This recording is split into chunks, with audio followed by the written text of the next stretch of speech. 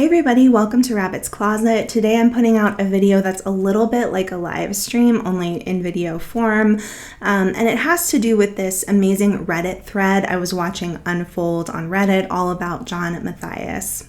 I will be making my part 2 of the John Matthias deep dive, but first I'm putting out this video all about John Matthias's job and my own background and interaction with children who have committed sex crimes. My last video was part 1 of a deep dive into John Matthias, like what he does for his job, how he is involved in all of the drama that's going on with the Hidden True Crime channel. My last video got a lot of comments, and only a couple of them were pretty negative, talking about like, why are you doing this to John and Lauren? What is your role in this? This has nothing to do with you. Well, as many of you are aware, about 2 years ago, someone who watches my show, who I've never communicated with, never spoken to, never emailed or messaged, started threatening to take me to court for a restraining order. And I spent months upon months fighting this in court until it was dismissed. Now, here's the thing. When it comes to people talking strangers, talking shit about you on the internet, you can block them, you can get offline, you can block all the email addresses, all the comments, and just move on with your life. That's what you can do. It's hard, but you can do it. But when it comes to someone taking you to court, you can't block that. You have to deal with it. We had 2 law firms working for us for months throughout this shiznit, this absolutely insane situation. I went through a lot because of this person taking me to court in a state that was thousands and thousands of miles away. It took my energy, my time, my money, and it was an absolutely ridiculous situation, in my opinion. When I first saw that Lauren from Hidden True Crime made a 9-hour live stream, I had watched them before and I thought that they were a pretty good channel. I didn't watch them that much, but I thought like, poor Lauren. I literally had these messages that I sent to a couple of people where I was like, did you see Hidden True Crime is like getting stalked? I hadn't watched the live stream, but I just saw the thumbnail and I felt bad for them. It wasn't until all this shit started coming out about the fact that her version of being stalked is that she was talking shit about people. Those people are like, I'm going to show people your private messages and what you were saying. And she took out a restraining order on them, took them to court, kicked them out of CrimeCon, started deeply affecting their lives, their livelihood, their social media, their ability to talk to others. She started silencing everyone, making everybody scared to talk about her, that I was like, oh, hell no. I'm going to be speaking out about this. That's why I'm talking about it. It's wrong. If Lauren and John want to drop all of their legal shit against everyone, and if they also want to stop like filing strikes against people for talking about them, then I don't need to talk about them anymore on my channel. But the fact that they did all this shit to other people, I'm going to talk about it. I'm going to expose what happened, and I'm going to say, I know that they are deeply affecting others, and it's wrong. That's where I'm coming from. That's why I'm making these videos. Thank you for listening. Okay, so basically I was on Reddit. I was taking a look at Dr. John's past of working with a program called Psych in Nevada, and it was essentially a program that Dr. John set up in the prison system, in the juvenile prison system, to work with young teen offenders. And of course, I found this really interesting because if you don't know, I'll tell you now. I think it was about 15 years ago that I first started working in a facility in a very poor state for children who had committed sex crimes and were sent to live at a 24-hour facility that was outside of the prison system. At that point in time, I had only ever worked as like a nurse in the emergency room, pediatric emergency room. So this was very new and different for me, and I ended up really finding a home in working with children who have these kinds of special needs, who have gone through trauma and abuse. And ever since then, for the past 15 years, I have worked in some capacity with kids with some sort of special need. Even if I was like working in a school system, I would pick up like a PRN job at a local institute where kids had been through a lot of really hard things. Now, I worked as a nurse, so that's very different from Dr. John's job as a psychologist. He'd be coming in to provide therapy, to provide an organizational structure to how the program is going to be run. My role as a nurse is very different from that. I'm obviously there to provide any kind of medical assistance that would be needed. So there's a lot of kids in these facilities who may have juvenile diabetes. Maybe they have a broken arm from something that happened to them at home before they were brought to the facility. I'm providing all of the medical support. I'm giving out the medications, providing immunizations, all that kind of stuff. But also a big part of my role in the facility to provide a place for the kids to go video where they can get a ton of empathy and compassion. I'm definitely not there to judge them or change them. I mean, this is going to be very different from John's role in this kind of a facility, and I just want to make that clear before we get started. One of the reasons that I came to really enjoy working with this kind of a population is because when you're working with children who have committed sex crimes, there have been numerous studies which show that there is a lot of room for therapy to work for these kids. It's not like an adult who is offended. Children under the age of 18, almost 90% of the time, studies show us that if they commit a sex crime, it's because a crime has been committed against them. And that's what I saw over and over again in this facility. Kids who literally had nothing. I mean, they're coming to a state facility in the first place, so a lot of them are on Medicaid. They may be coming from deeply impoverished families.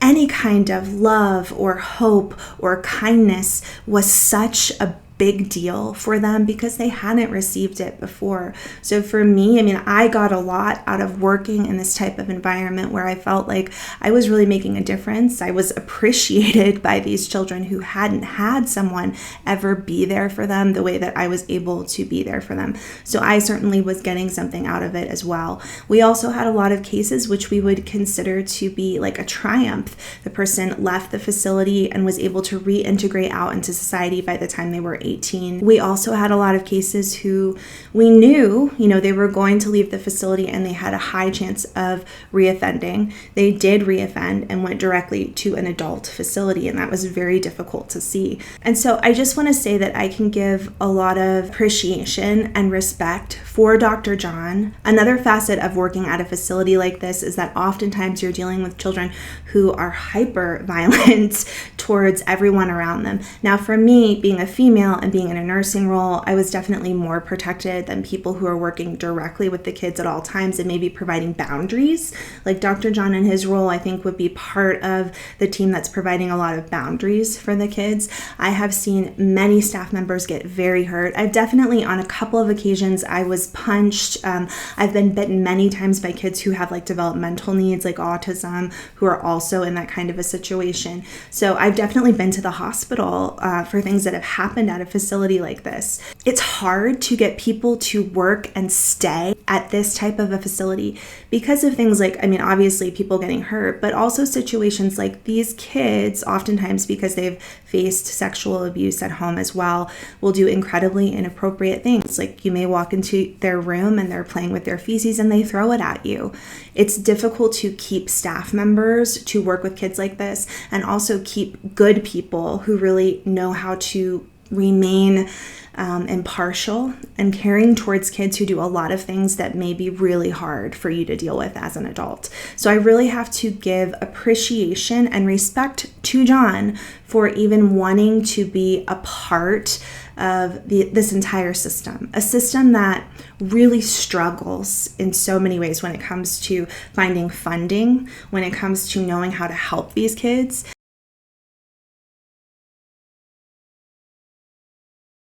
And when it comes to the emotional heartbreak that all of the employees may experience at one time or another working there. So I want to put that out there before we actually start, as this comment says, unpeeling the onion of what John was doing at this Nevada prison with juvenile offenders. Okay, so the reason that people are talking about John and his job and really going down the rabbit hole on Reddit about what's going on with him is because there are a lot of people who know John and Lauren personally, who are questioning the ethics behind John having a YouTube channel and going on to it and making all this commentary if he's also supposed to be upholding the ethics of being a forensic psychologist. And so a lot of people on Reddit are questioning, where is he even working? What is his role right now? What kind of standards should he be held to? I want to make it perfectly clear. I don't want anything bad to happen to Lauren and John other than they need to take responsibility for what they've done and stop going after other creators. I don't want them to have any problems at their job. That's not what this is about. I'm just here to talk about what's going on behind the scenes, what has happened in their lives that's kind of led them to being so obsessed with this YouTube channel, with maybe essentially needing it for the money that they're getting from it, and almost John being willing to give up his professional boundaries in order to hang on to pulling in this income from this very popular social media account. So this specific thread talks about how up until 2020, John was working as the creator and organizer of a FACT program in the Nevada prison system. Let's take a look at what the initial poster has to say, and then we're going to go down the rabbit hole. Since everybody is now aware of how interesting a trip on the Wayback Machine can be, I thought I'd start us spinning a little bit on a part of Dr. John's professional history that hasn't been discussed in as much detail yet by him or us, his time at Family and Child Treatment of Southern Nevada. From publicly available information, it seems this was the most significant lengthy phase of Dr. John's career, over 10 years. Here is how it is described in what appears to be the latest version of his bio, archived from their website in September of 2019. Dr. John Matthias, PhD, Clinical Supervision. FACT's Clinical Director, Psychologist John Matthias, PhD, graduated from Princeton University with high honors for his undergraduate work and with distinction from the University of Southern California with a doctorate in psychology. He has been actively practicing as a therapist since 1995, and he has worked with child sexual abuse and childhood trauma for over a decade. Dr. Matthias's extensive research and training has included work with post-traumatic stress disorder for both children and combat veterans, substance abuse therapy for adolescents and adults, vocational rehabilitation, group psychotherapy for numerous clinical populations, sexual offender groups for juveniles and adults, couple and family interventions, play therapy, and expressive therapies. His research has supported the strong connection between family violence and its adverse impact upon child development. He developed the innovative FACT Family Challenge program that incorporates experiential and family group work in 2007 to challenge the families of childhood sexual abuse victims to strengthen their family bonds when faced with adversity and to support the victims as they undergo treatment. He is currently a licensed psychologist in Nevada, and he has been the clinical director of family and child treatment since 2006. Dr. Matthias is in charge of supervising FACT, licensed clinical social workers, marriage and family therapists, and interns from UNLV and the University of Phoenix that achieve their clinical practicum hours working with the therapist to facilitate FACT programs. Now, another post made just I think like 35 minutes ago, so it's hot off the press, shows that there was a thesis created by a UNLV doctoral student who worked with Dr. Matthias. And in that thesis, he's talking about how the FACT program actually shut down in 2019 because they were really struggling with getting it to work, to show results for these kids.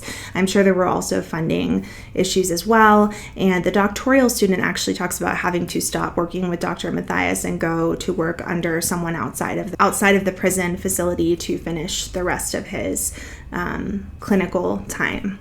So we know that this was a big part of Dr. John's career, doing this whole FACT specialized type of therapy in the prison system, and it ended in 2019. That's around the time that Lauren kind of created and started really going after maintaining this huge social media presence through her YouTube channel. I wanted to go down and take a look at what so many of the commenters have had to say underneath in this thread, because I find it really interesting. I have some questions myself, and I have some answers to some of their questions, and I want to go through it with you.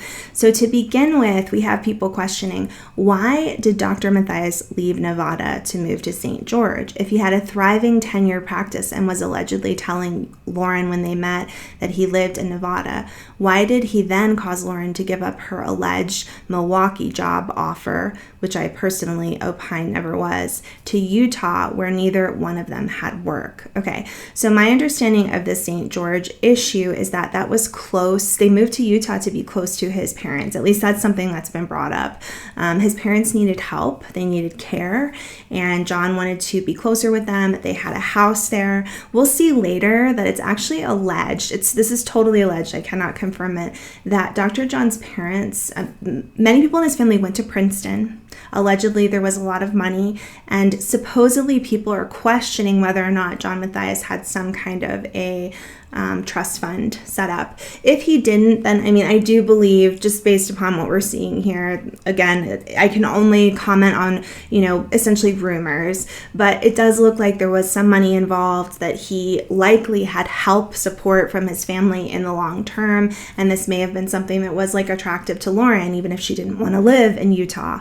But there are a lot of other questions for me about why John would marry someone who grew up Mormon, Lauren Matthias, and then be so interested in moving to Utah.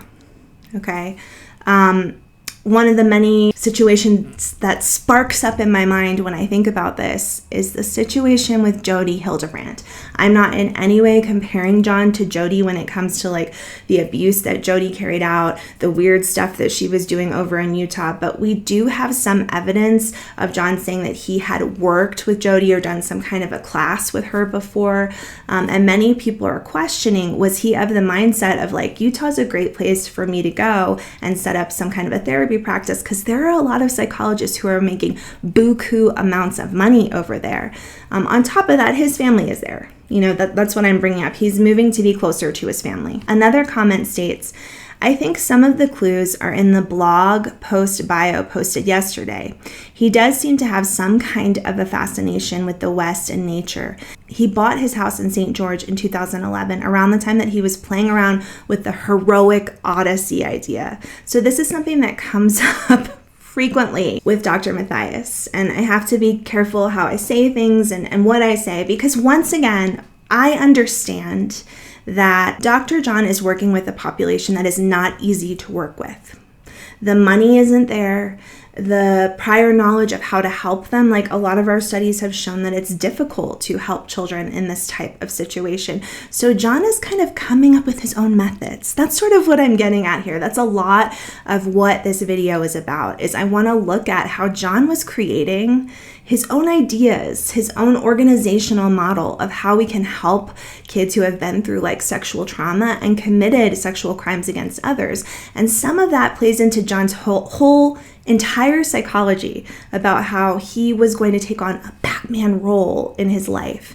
And he begins to create this idea that you can take kids out into the wilderness, you can take their families out there, and you can create this whole program around a heroic odyssey. This poster says he probably wanted to launch something like this for a long time, didn't take the leap until he had someone else to share the economic load of supporting the household.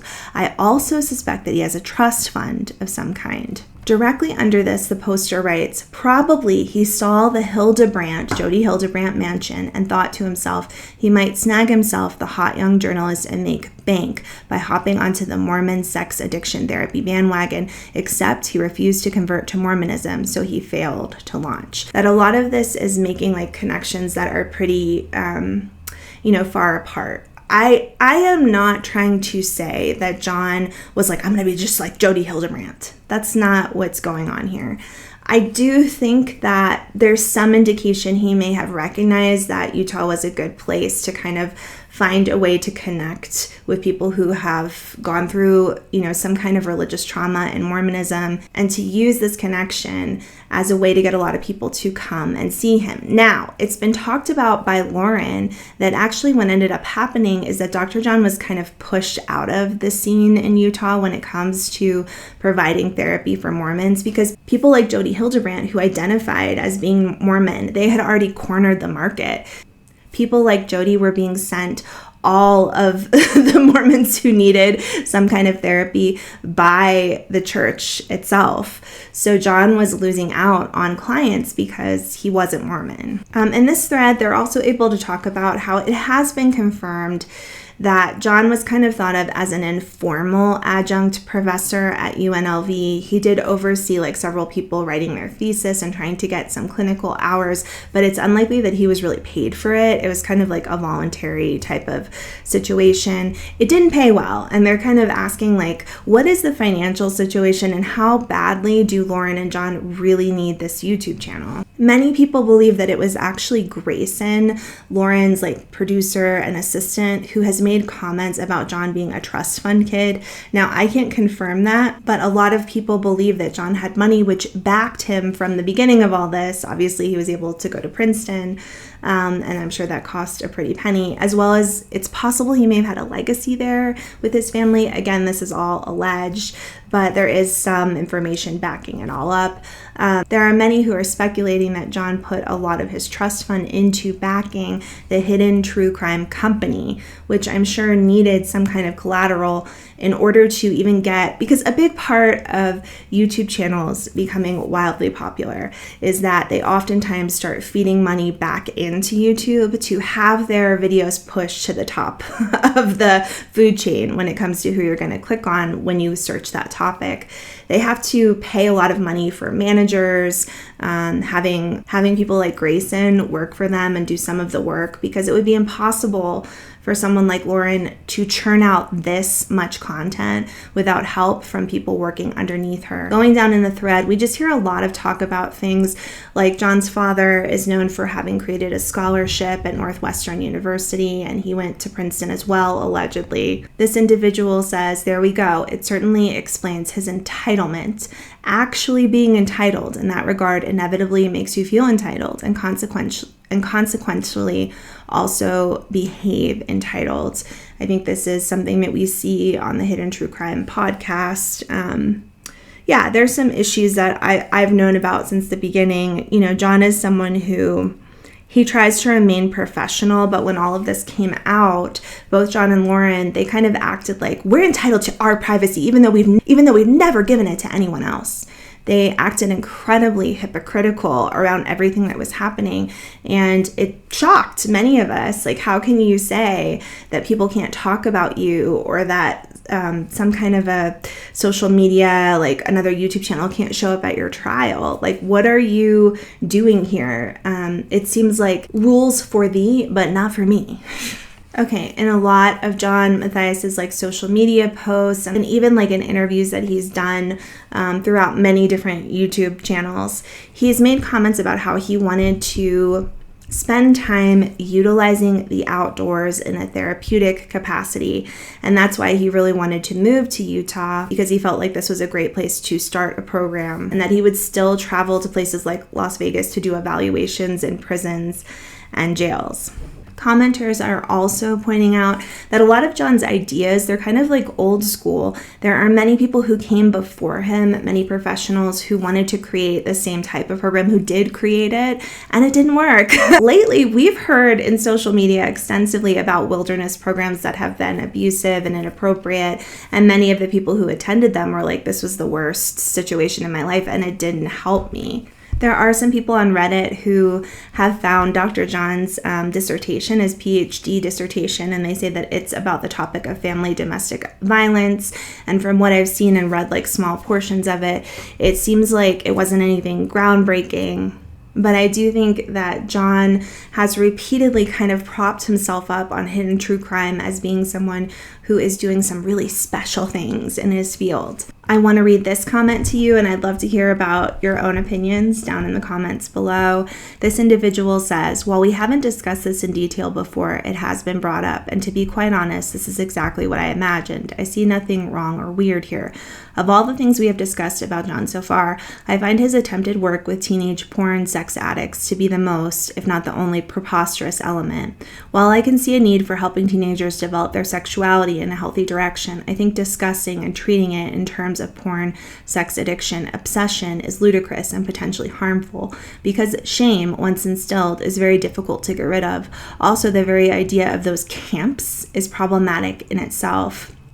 I'm glad his little project didn't find favor with the local Mormon community, although it was clearly designed for them and their ideas regarding sexuality, but the fact he ever tried to implement it is bad enough. I will assume it was mainly aimed at teenage boys, and on that note, and I'm going to stop there because the comment goes on to talk about their child, and I don't really care about any of that. The comments turn to talking again about Jodi Hildebrandt, because I really hadn't heard about this kind of intervention and therapy happening in Utah with Mormons until the Ruby Franke case, was cracked wide open, and Jodi Hildebrandt's insane therapy style was exposed. It's crazy to me that John and Lauren, they covered all of that, and kind of in the background, it does sound like John had some just very light, some lightly similar ideas to what Jodi was thinking about.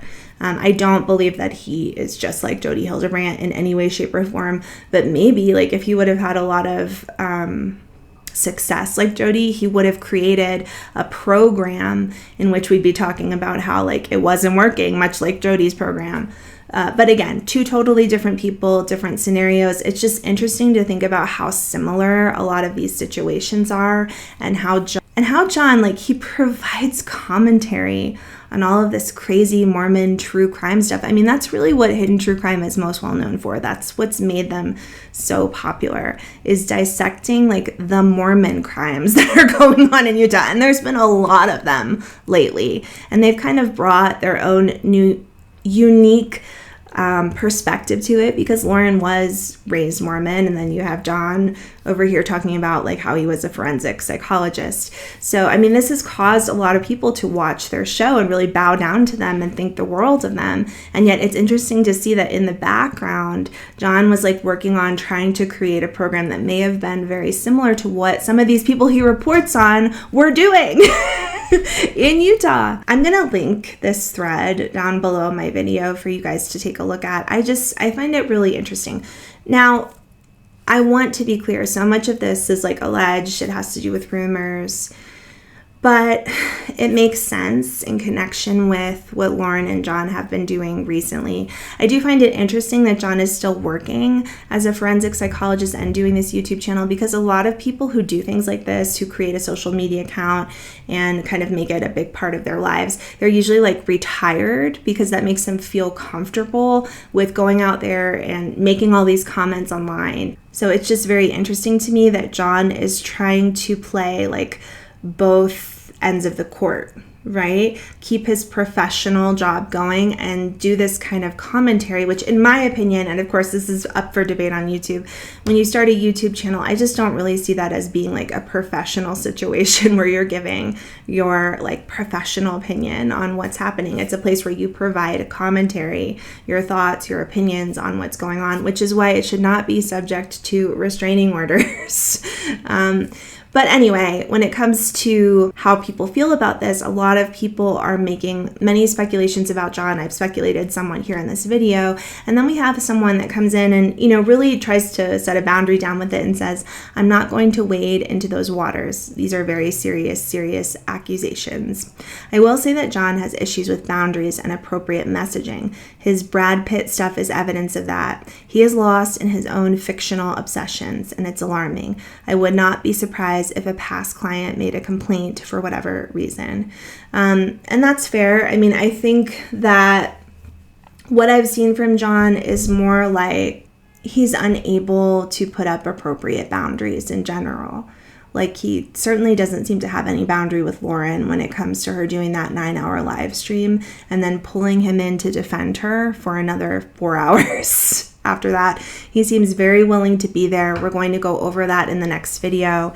And a little while later, in the fourth video I make about John Matthias, we're going to talk about some creators who are very well respected in the community, who are talking about some inappropriate things that they feel John has done regarding their own content. So I have seen some videos made by other people within the community who stick to some very hardcore standards about how they report on stuff involving a lot of the different cases Lori and John have reported on, like the Lori Vallow Daybell trial. And they are very critical of what John and Lori have done. And their criticism really turns towards John, because they're saying, like, how can someone who is a clinical forensic psychologist not understand that his actions are inappropriate? So in our next video, we're going to go over the 4-hour live stream, and then we're going to move on to talking about these other creators who are exposing the fact that John and Lauren have taken evidence that was not meant to be put on YouTube and put it all over social media in order to make money. I hope you'll join me again next time as we travel further down this rabbit hole from Rabbit's Closet.